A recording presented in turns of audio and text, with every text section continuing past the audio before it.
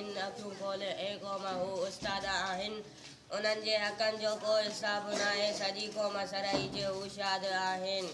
इज़त माब उस्ताद साहिबा ऐं मुंहिंजा हमसफ़र शागिर्द दोस्तो अस्सलामु अलैकुम।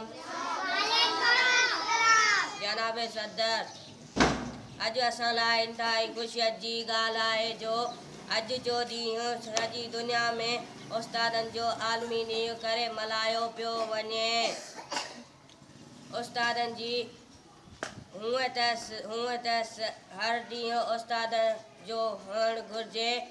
उस्ताद जी अज़मत जो को मापो ई न आहे। संदसि अज़मत जो काथो करण लाइ को मापो ई न ठहियो आहे। असांजे ख़ाली दिमाग़नि खे दुनिया जी ॼाण सां भरे असांखे दुनिया जो हाकिम बणाए थो।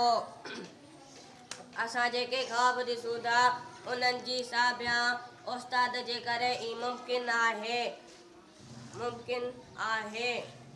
हिन दुनिया जूं रंगीनियूं उस्ताद जे करे ई आहिनि। पाण दुख सुख मिड़ई असांजे ख़्वाबनि जी साबिया जे लाइ जुस्तजू करे थो।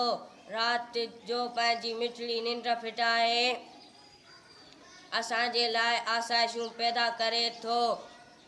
जॾहिं हिकु उस्ताद असांजे लाइ एतिरो कुझु करे थो त असांजो बि फ़र्ज़ु आहे त उस्ताद खे तवजो सां ॿुधूं ऐं संदसि अदब एहतराम करियूं। उस्ताद जे एहतराम खां सवाइ असां का बि मंज़िल हासिल करे न सघंदासीं। जीअं कंहिं शाइर चयो आहे, जे न उस्ताद जी अज़मत ॼाती ते न दुनिया में का इज़त पाती।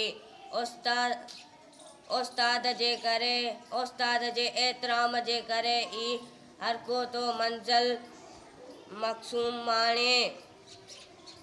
उस्ताद खाके कदम नवीद करे ताज पंहिंजे सिर पाती।